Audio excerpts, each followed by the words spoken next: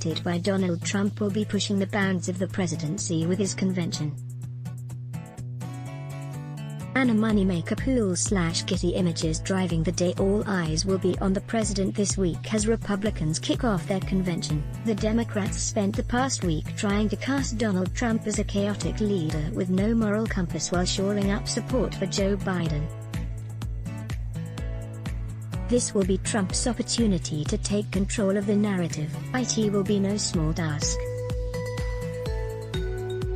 Trump has spent much of the last several weeks painting a dark picture of the country, using apocalyptic languages to describe American cities under a Biden presidency. If you want a vision of your life under a Joe Biden presidency, imagine the smoldering ruins of Minneapolis, the violent anarchy of Portland, and the blood-stained sidewalks of Chicago coming to every city and town in America, Trump said during a campaign speech in Old Forge, Pennsylvania, last week. But it will be Trump's presidency that many Americans are going to be evaluating in the run-up to the election. The coronavirus continues to rage. More than 5.6 million Americans have tested positive for the disease, and 176,361 Americans have died. While other countries have gone back to some semblance of normal life, many schools remain shuttered as parents grapple with how to provide an education for their children. The economy is in a recession with job cuts appearing to be permanent. Millions of Americans are struggling to pay their bills and are worried about getting evicted as enhanced unemployment has lapsed and Washington appears nowhere close to any semblance of a deal to provide relief. Once again, Trump will be pushing the bounds of the presidency with his convention. He will make his acceptance speech from the White House, and other events will be held on federal property. Also, let's not mistake that this convention is all about Trump and not the future of the Republican Party. Trump is holding a press conference tonight at 6 p.m., and then he is expected to speak all 4 nights of the convention. Traditionally, the party's presidential nominee only speaks one night. But this GOP convention will be more like Trump placing the crown on his own head than it being bestowed by the party. The GOP convention, Alex Eisenstadt, an apprentice producer and a TV-obsessed president, inside the GOP's convention scramble, President Donald Trump had just pulled the plug on plans for an in-person convention bash in Jacksonville, Florida, when a handful of his top political aides met in a conference room in suburban Washington, sitting in front of a blank whiteboard. Their task seemed overwhelming: to plan out a 4-day convention in 4 weeks, an undertaking that typically takes a year or more. It was the second time this summer that the president had blown up the GOP's convention. The group, which included lead convention planner and ex-White House official Tony Saig, deputy campaign manager Justin Clark, head of Advance Max Miller, and the president's daughter-in-law, Lara Trump, had no set budget. They had no speakers lineup and no venue. In short, they had to figure out from scratch what the whole thing should look like. The result of their efforts will become known starting at 8:30 p.m. Monday. One of the key decisions Trump and his advisors made was to start a half-hour earlier than Democrats, meaning Republicans will have 2.5 hours of programming each night. The help of a former producer for The Celebrity Apprentice, and input from the president that extended to minute details, they decided that the convention would be heavy on non-politicians, with a mix of recorded and live speeches, and crisp video production. The goal was to make it a gripping TV show. Politico needs Michael Grinborn and Annie Carney. As Monday's kickoff looms, Republican officials were still deciding what segments to air live and what would be taped in advance. Typically, convention broadcasts require weeks of highly technical preparation. By the weekend, producers at the major TV networks had only a foggy idea of what to expect, although Republicans provided a more detailed rundown on Saturday evening. Still, broadcasters will head into the week with some unknowns. Republicans involved in the planning admit that anxiety began to set in 2 weeks ago. But on Saturday, they said that they were now confident that a fully realized lineup was in place, and that in contrast to the Democrats' virtual event, voters could expect something more akin to a regular convention, with a focus on live-on-stage moments featuring Mr. Trump, whom aides described as the week's talent-in-chief. Neat big picture, Wappos Phil Rucker and Dan Bells. Trump is not the first recent incumbent to head into a convention facing a difficult re-election. In 2004, President George W. Bush was dealing with mounting opposition to the war in Iraq that threatened to take him down. In 2012, President Barack Obama was in trouble because of a sluggish economic recovery and tepid approval ratings. But neither Bush nor Obama faced the kind of obstacles that exist for Trump. He is confronting multiple crises at home and has been running a deficit in state and national polls throughout the spring and summer. If the election were held today, Trump probably would become the first one-term president since George H.W. Bush was defeated in 1992. WAPO Jason Miller, a Trump campaign advisor, told Chuck Todd on NBC's Meet the Press that the campaign only needs to win one of these upper Midwest and Mid-Atlantic states with Minnesota, Wisconsin, Michigan and Pennsylvania to re-elect the president. We have many more pathways to victory than Democrats do. I'd rather be in our shoes than theirs right now. A message from the American Investment Council. Whether your child is learning from home or returning to the classroom, private equity-backed companies are helping to create a safer and more accessible educational experience this fall. Back to school will look different this year, but we're in this together. Meanwhile, in Charlotte, in year of virtual politics, Republican delegates flocked to Charlotte Convention. By Neat's Annie Carney, even the scaled-back event has been tricky to pull off. The delegates participating were required to take at-home tests before arriving, and are being tested daily now that they are here. 2 people who planned to attend tested positive before traveling, and had to stay home. The RNC has spent $500,000 on tests and safety measures, according to officials, drafted a 42-page health plan, and still had to get an exemption from the state to host a large indoor gathering of out-of-towners. Convention participants on Saturday were all wearing privacy-hardened safety fobs, which are supposed to provide notifications if they come into close contact with someone infected with the coronavirus. And they still have to abide by the rules of a city that is only in phase 2 of reopening. Bars in Charlotte are still closed. Restaurants allowed to open only at 50% capacity. Delegates are being told they can't necessarily bring their spouses to planned dinners, and masks are required at all times, even outdoors. Good Sunday morning. The president is at Trump National Golf Course in Sterling, Virginia, this morning. First joint Biden-Harris interview. ABC released snippets of David Muir and Robin Roberts' interview with Biden and Kamala Harris. It will air in full at 8 p.m. Tonight, Biden on Trump attacking his mental acuity. I think it's a legitimate question to ask anybody over 70 years old whether or not they're fit and whether they're ready. Only thing I can say to the American people, it's a legitimate question to ask anybody. Watch me. Clip Biden on whether he felt pressure to pick a black woman. No, I didn't feel pressure to select a black woman. The government should look like the people, look like the country. 51% of the people in this country are women.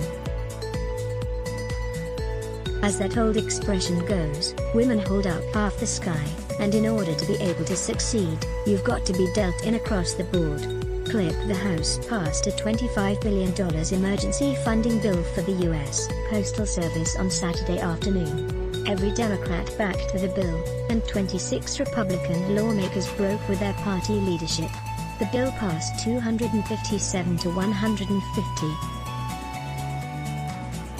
More from Heather Cagle and Sarah Ferris. Of course, this bill is going nowhere in the Senate. Behind the scenes, how Trump, Mnuchin and DeJoy edged the Postal Service into a crisis, by WAPO's Lisa Rain, Michael Shearer, Jacob Abogage and Josh Dorsey inside the room. Speaker Nancy Pelosi on Trump during a House Democratic leadership meeting Sunday. He wants two things: the market to go up and the checks to go out in the mail with his name on the letter. He doesn't care about food insecurity, eviction, health, the virus, of course state and local, election money, none of it. He doesn't care about any of it, except the direct payments with his name on the letter. Pelosi to her leadership team about Republicans' posture regarding the USPS. Can you believe Republicans are in there saying this is a conspiracy that we all made up and the rest? Don't they listen to their constituents? My goodness.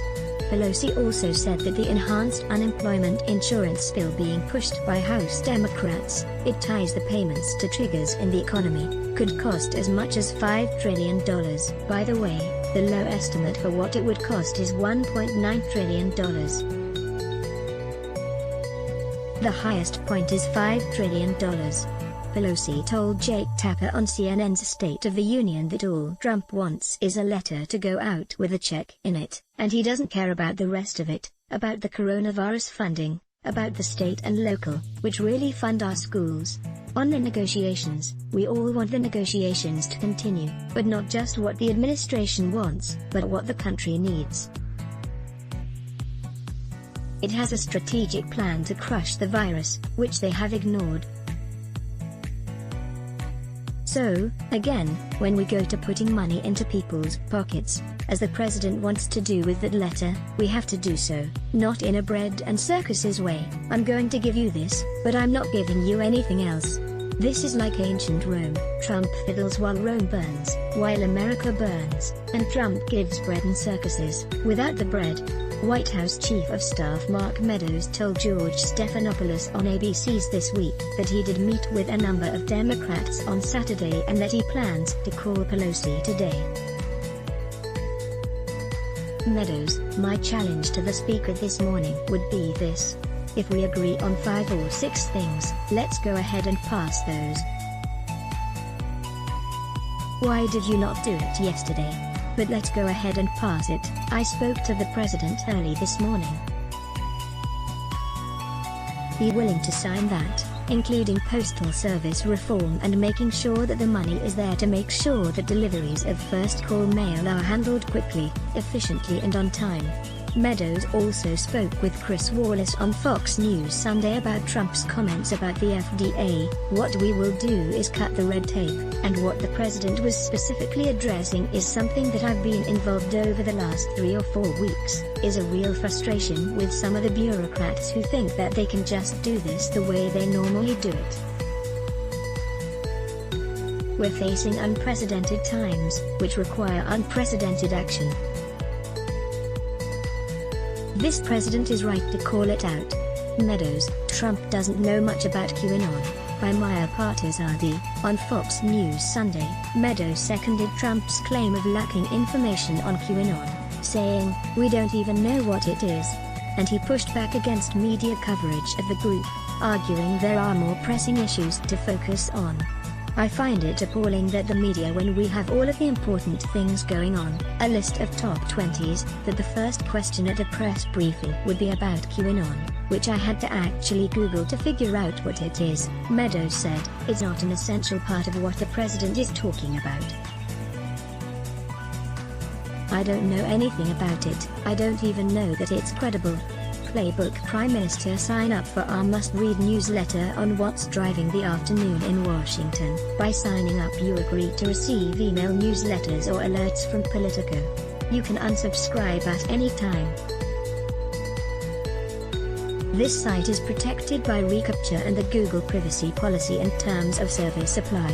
Bombshell, in secretly recorded audio, President Trump's sister says he has no principles and you can't trust him. By WAPO's Michael Cranish, Marianne Trump Barry was serving as a federal judge when she heard her brother, President Trump, suggest on Fox News, maybe I'll have to put her at the border amid a wave of refugees entering the United States. At the time, children were being separated from their parents and put in cramped quarters while court hearings dragged on. All he wants to do is appeal to his base, Barry said in a conversation secretly recorded by her niece, Marielle. Trump. He has no principles. None. None. And his base, I mean, my God, if you were a religious person, you want to help people. Not do this. Barry, 83, was aghast at how her 74-year-old brother operated as president. His goddamn tweet and lying. Oh my God, she said. I'm talking too freely, but you know. The change of stories. The lack of preparation. The lying. Holy shit, in the weeks since Mary Trump's tell-all book about her uncle has been released, she's been questioned about the source of some of the information, such as her allegation that Trump paid a friend to take his SATs to enable him to transfer into the University of Pennsylvania. Nowhere in the book does she say that she recorded conversations with her aunt. In response to a question from the Washington Post about how she knew the president paid someone to take the SATs, Mary Trump revealed that she had surreptitiously taped 15 hours of face-to-face conversations with Barry in 2018 and 2019. She provided the Post with previously unreleased transcripts and audio excerpts, which include exchanges that are not in her book. Meadows on ABC's This Week about Trump's sister, I can tell you that I've never met the judge. I was at the funeral the other day. I was hoping to meet her there. She didn't show up for her brother's funeral. And the president that I have the privilege of serving is not the one that's being described on a 15-hour, I guess is what I'm reading, secret tape. I mean, what family member tapes another family member for 15 hours secretly? On Whether Trump Reads, Meadows, there's a cardboard box that is brought on Marine One. What's in there are clippings and clippings, each and every day. He reads probably more than anybody I know, which causes me to have to read more because every morning he's giving me a to-do list, every evening he's giving me a to-do list. The coronavirus raging, AP's Jonathan Lemire and Amar Madani, the bully pulpit, Trump pushes Washington, but virus resists. Trump has spent his presidency bending Washington to his will. He has transformed a public health crisis into a political litmus test. He has presided over a booming, if stratified, economy, and claimed he created it. He is again forced traced to the center of the American conversation, using federal police to enforce his view. He has alienated historical allies and changed how much of the world views the United States. At seminal moments, in set speeches, impromptu riffs and long-sought policy reversals, examined in this story, he has redefined, at least temporarily, the presidency. But he has not shaken the virus. LA Times Eli Stokel's coronavirus overshadows Trump's legacy in office, as Trump prepares to accept his party's nomination again on Thursday, this time from the splendor of the White House. His legacy after one term is the vast political chasm between his grandiose promises and slipshod delivery. He has kept some of his 2016 campaign pledges, cracking down on immigration and nullifying dozens of Obama-era regulations and diplomatic achievements. But Trump's successes are deep in the penumbra of a devastating pandemic, economic calamity and painful racial reckoning, all on his watch. Wall Street Journal: many companies plan to reopen offices after Labor Day. With coronavirus still around, they're rethinking that, by Lauren Weber and Chip Cutter. A message from the American Investment Council. Private equity-backed companies are providing digital textbooks and software to support remote learning and partnering with individual schools to help them safely reopen. Learn more. Trump's Sunday, the president will hold a press conference at 6 p.m. tonight. WH.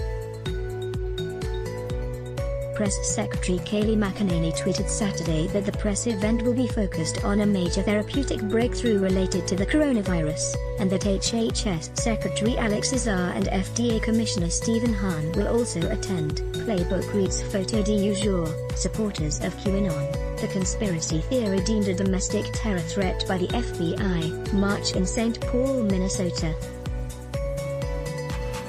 One of hundreds of rallies planned around the country Saturday, Stephen Kitty images the economy, not just a low-wage recession. White-collar workers feel coronavirus squeeze, by Megan Casella. The coronavirus recession that began as a short-term shutdown devastating low-wage workers is now bearing down on white-collar America, where employers have been slower to rehire and job losses are more likely to be permanent. Lower-paid workers are losing their jobs at about 3 times the rate of higher-wage employees. With the drop in overall employment that white-collar industries like real estate, information and professional and technology services have seen in 5 months is already on par with or worse than the hits they took during the Great Recession, underscoring how even highly paid workers with the ability to telework are vulnerable now. Politico Neat's Jeremy Peters. Alex Morse was accused, condemned, and then vindicated. Will his experience change anything? A message from the American Investment Council. Learn how private equity-backed companies are helping make learning safer and more accessible this school year.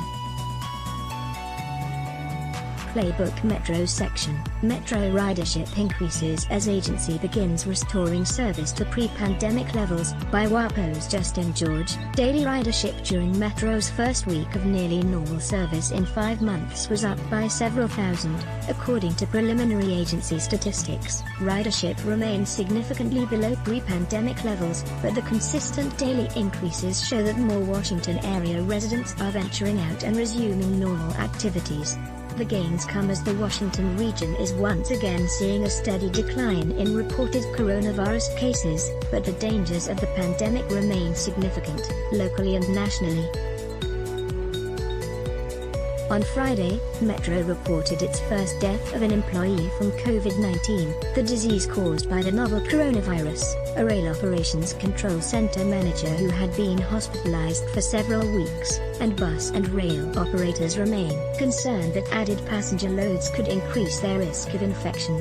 WAPO Politico Playbook newsletter. Sign up today to receive the #1 rated newsletter in politics. By signing up you agree to receive email newsletters or alerts from Politico. You can unsubscribe at any time. This site is protected by reCAPTCHA and the Google privacy policy and terms of service apply. Trump is going to war on low-income housing in suburbs. He once embraced it, by Katie O'Donnell. Valley Talk. TikTok plans to challenge President Trump's executive order, by Wall Street Journal's Georgia Wells. TikTok plans to challenge President Trump's executive order that would effectively ban the popular short video app from the US. If it doesn't quickly find an American buyer, setting up a high-profile showdown with the US government. The company on Saturday said it was preparing to file a lawsuit in the coming week. TikTok is expected to claim that the Trump administration failed to follow due process when it issued on August 6 an executive order that set in motion a 45-day period for TikTok to find a buyer for its U.S. operations. Wall Street Journal. Playbookers send tips to Eli Oken and Garrett Ross at email protected. Welcome to the world. Morgan Butler, Digital Director for House Majority Whip Jim Clyburn, DSC, and J.K. Aveni, a Nutritional Manager for Alexandria City Public Schools, welcomed Novalyn Butler Aveni on Monday. Pick, another pick. Rachel Weiss, Director of External Affairs at United Health Group, and Adam Weiss, partner at public affairs firm Theo 360, welcomed Hudson Charlotte Weiss on Wednesday evening. She came in at £7, 3 ounces and 21 inches. Pick. Another pick: Gabrielle Singer, Staff Director for the Senate Homeland Security and Governmental Affairs Committee, and Sam Singer, Senior Counsel for Cyber at Boeing, welcomed son Luca Reese on Thursday. He joins big sister Josephine. Birthdays: Stephen Miller is 35, Rep. Kim Schreier, Democrat Washington, is 52, Alexei McCammond of Axios, HD Rachel Adler, Richard Chalky, Associate Director of the WH Office of Legislative Affairs, NBC's Mike Memoli and Julie Sirkin, Brian Walsh, OSHA Special Assistant at the Labor Department, Miriam Shapiro, co-head of Sard Verbanen and Company's DC office and Vice Chair at SVC Public Affairs, Chase Cushman, Roll Pool's Niels Lesniewski, Aaron Collins, Comms Director for Rep. Troy Balderson, Republican Ohio, Politico's Caitlin O'Prisko and Medina Torre, John Hall, Partner at Targeted Victory, Tom Nolan, Strategic Comms Associate at Glover Park Group, Todd Van Etten, Mark Appleton, Robert Bluey is 41. Anna Backstrom Ashbrenner, Emily David, Ted Newton, Lindsay Borma, Jesse Connolly, Patty Solis Doyle, Partner at the Brunswick Group and CNN commentator, Robert Solo is 96, Craig Silverman, Media Editor at BuzzFeed, James Baer, Ian Jeffries, President and CEO of the Association of American Railroads, Mark Cruz, Democratic strategist Ed Mitchell, Lauren Dart, Jenna Alsea, Director of Public Affairs at U.S. Telecom, is 32, Briar Davis, David Wickenden, SVP of Corporate Strategy and Strategic Impact at AARP, Jessica Jensen Kettner, Kevin Sears, Charlotte Observer editorial cartoonist, former Tennessee Gov. Bill Haslam is 62, former California governor. Show your love for him. Click the link in description. Thanks for watching.